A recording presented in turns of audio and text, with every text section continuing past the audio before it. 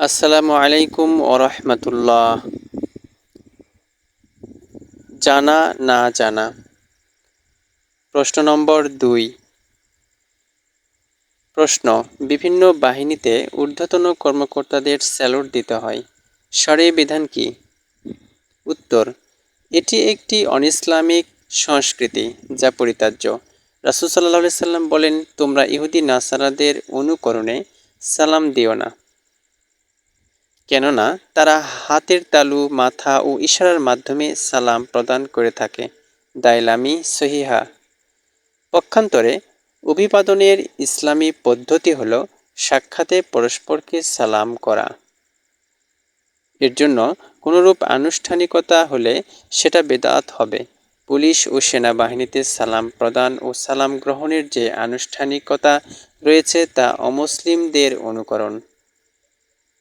তবে এটি পরিবর্তনের জন্য উপরের কর্মকর্তাদের নিকট আবেদন করা কর্তব্য। ব্যর্থ হলে বাধ্যগত অবস্থায় অন্তরে ঘৃণা রেখে তা করা যেতে পারে। মুসলিম মিশকাত। আল্লাহ বলেন, তোমরা সাধ্যমতো আল্লাহকে ভয় করো। সূরা তাগাবুন।